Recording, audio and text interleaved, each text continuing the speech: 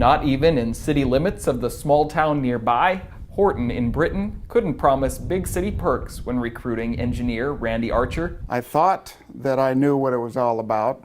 I was in for a culture shock. I'm still adjusting to it. He loves his job, but Archer moved here from the Dallas-Fort Worth area, and he lived in the Twin Cities before that. The size and location of Britain was something unique. The isolation of everything, but you compensate for that with being more into your neighbors, your friends, and the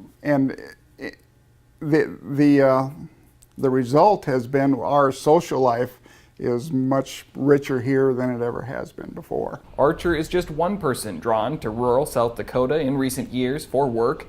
Britain is just one small town recruiting. I think just getting the word out that rural areas are good communities.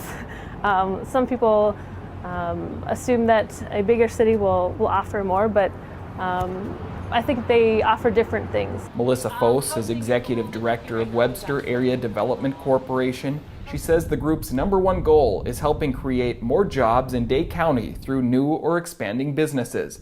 With current openings in both the Webster and Britain areas, economic development is happening. Of course, challenges come along with work to expand rural parts of the state. Officials say they're working to address those. Housing, Foss says, can be one challenge. We're looking to do a housing needs study and try and find out the best way to address that issue and move forward, and I think the same for other communities around the area too. Aberdeen is a larger Northeast community that was low on housing and had developers step up to fill the need. Aberdeen's mayor, Mike Leveson, says the city has seen more than 1,000 housing units added in the past few years. That's just one factor that can help draw people to town to fill jobs. One person told Leveson he needed to make sure there was a good enough workout facility before committing to a move. So you never really know, and you have to try to get everything that you can to the point where it's attractive. Aberdeen's retail sales growth has been very strong, Leveson says, which is just one stat he can use to pitch the city's success.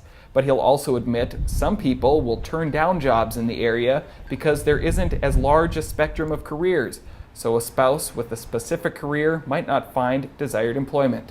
Back in Marshall County, Commissioner Ralph Scary says that can be an even bigger challenge in smaller towns. So you aren't always just looking for one job. Sometimes you're looking for that second job, and that becomes difficult. Still, he says there are people looking to come or return to rural America. He joins others trying to recruit them. And we have a lot to offer.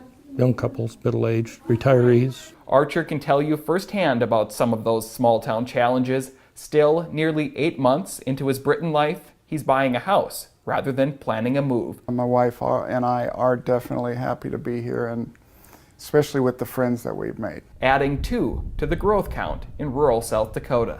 With Eye on KELOLAND, I'm Erich Schaffhauser.